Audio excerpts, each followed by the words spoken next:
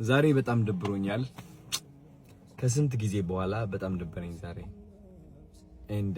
እንደምታውቁት እኔ ውስጤ ላይ ያለው ስሜት አልዋሻችሁም። ከብዶኝ ነበረ ዛሬ፣ ጨንቆኝ ነበረ፣ ደብሮኝ ነበረ። ከዚህ ምንድነው የምማረው? አይ ቲንክ አንዳንዴ መማር ይሰለቸኛል።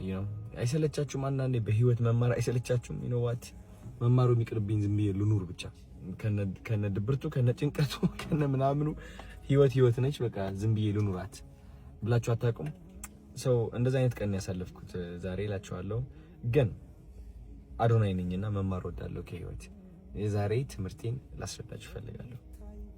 አይ ቲንክ እግዚአብሔር የሆነ አዲስ ነገር ሲያቀድላችሁ ሁሌም በፈተና ነው የሚያሳልፋችሁ። እኔ ልብ ብዬ አስተውየዋለሁ። እኔ እንደኔ በጣም በብዙ ፈተና ያለፈ ሰው የለም። ንገራችሁ ጋይስ፣ በብዙ ነገር ተፈትኛለሁ።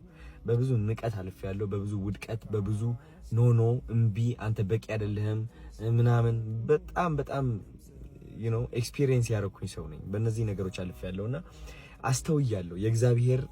የእግዚአብሔር የበረከት ፕሮሰስ አይቼዋለሁ። ስቴፕ ባይ ስቴፕ ምን እንደሚመስል ሁሌም አንድ እግዚአብሔር ማለት ነው በረከት ሲያስብልህ መጀመሪያ ምን ያደርጋል መሰላችሁ? ድክመትን እንድታይ ያደርጋል። ያለህበት አዘቅት እንድታይ ያደርጋል። ያለህበት ጨለማ፣ ጭንቀት፣ ራስን መጥላት፣ ሁሉም ነገር ማለት ነው። ከዛ በኋላ ምንድነው የሚያደርገው እግዚአብሔር? በእነዚህ ድክመቶችና በእነዚህ ያስተዋልካቸው ጭንቀቶች whatever it is ህይወትህ ላይ ያለ ነገር እንድትሰቃይ ያደርጋል። እንድትሰቃይ የሚያደርግህ ግን እንድታስተውል ስለሚያደርግህ ነው። እያስተዋልካቸው ነው የምትቀጥለው። እየተሰቃየህ እንደሆነ ካስተዋልክ በየቀኑ እየተሰቃየህ ትሄዳለህ። ስቃዩ ላይ ሳይሆን ማስተዋሉ ላይ ነው ያለው። ገባችሁ አይደል? ስቃዩን ማስተዋልህ ነው የሚያሰቃየህ እና እግዚአብሔር ማስተዋሉን ይሰጣል። እኛ ግን የሚመስለን ምንድነው? እግዚአብሔር ወይ ለምንድነው የምታሰቃየን እንላለን። ግን ችግሩ ያላወቅንበት ማለት ነው እግዚአብሔር ማስተዋላችን እየጨመረው ነው። ይህ ማስተዋላችን ደግሞ ወዴት ነው የሚቀጥለው መሰላችሁ ጋይስ? ይህ ማስተዋል ወደ አዋቂነት ይቀጥላል። ስለ ህይወት ማወቅ ትጀምራላችሁ። ስለ ራሳችሁ ማወቅ ትጀምራላችሁ። ስለ ብዙ ነገሮች ማወቅ ትጀምራላችሁ። ከዛ መረጋጋትን ይከተላል። ተረጋጋላችሁ። ቢካዝ ካወቃችሁ በኋላ ለምን እየተጎዳችሁ እንደሆነ ታውቁታላችሁ። ማን እየጎዳችሁ እንደሆነ፣ ውድቀታችሁ ከየት እንደመጣ፣ ከዛስ ምንድነው የሚከተለው የሚለው ነገር ልባችሁና አእምሯችሁ እያወቀ ይመጣል ማለት ነው። እዚህ ደረጃ ላይ ከደረሳችሁ ደግሞ ተስፋ መቁረጥ የሚባል ነገር የለም። ከእውቀት በኋላ ከዛ ተስፋ አለመቁረጥ ይቀጥላል። ተስፋ አለመቁረጥን ደግሞ ምን ያመጣል? በረከትን ያመጣል። ይህ በረከት ደግሞ ከምታስቡት በላይ ትልቅ ይሆናል። እግዚአብሔር የፈለገው በረከት ይሆናል። ከዛ በኋላ ግን ከበረከት በኋላ ደግሞ ትንጥዬ ውድቀት ትከተላለች። እቺ ውድቀት ደግሞ ምንድነው የምታስከትለው? ማስተዋልን ታስከትላለች።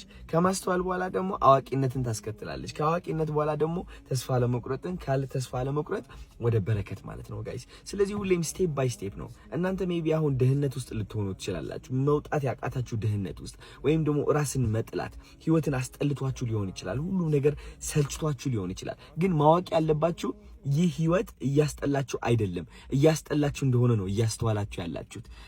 ይህ ህይወት ስቃይ የበዛበት አይደለም። ስቃይ የበዛበት እንደሆነ ነው እያስተዋላችሁ ያላችሁት። ስለዚህ ማስተዋሉን አትጥሉት። እግዚአብሔር ነው እንደ ትዕድልት እንደ በረከት ጠቅልሎ እየሰጣችሁ ያለው። ለምን? ለአዲሱ በረከታችሁ እያዘጋጃችሁ ስለሆነ ማለት ነው ጋይስ። ልንገራችሁ፣ ስቃያችን ማስተዋል የማንችል ከሆነ ጋይስ በረከታችንን ማስተዋል አንችልም። ልብ ብላችሁ ተገንዘቡልኝ። ስቃያችን የማስተዋል አቅም ከሌለን፣ ድክመታችን ጎዶሎነታችን የማስተዋል አቅም ከሌለን፣ ጥንካሬያችንና ስኬታችን የማስተዋል አቅምም የለንም። ስለዚህ እኔ ሁሌም ኦፍ ኮርስ ዛሬ አሁን ወድቅ ያለው ብዬ አስባለሁ። ያጋጠመኝ ነገር አለ። ገባችሁ አይደለ? የሆነ የደበረኝ ነገር አለ። አስተውየዋለሁ። ግን ይህ ውድቀት አስተዋልኩት እንጂ ይህ ውድቀት የኔ ሆኖ ለዘላለም አይቀጥልም። ማስተዋሌ ነው ዋናው ነገሩ። ካስተዋልኩኝ በኋላ ደግሞ አውቀዋለሁ እንዴት አድርጌ እንደምወጣ ከዚህ ውድቀት። ካወቅኩኝ በኋላ ደግሞ ተስፋ አልቆርጥበትም ብዬ እቀጥላለሁ። ገባችሁ አይደል? ከዛ መጨረሻ ምን ይመጣል? በረከት ይመጣል ማለት ነው። እንደዚህ ነው ጋይስ።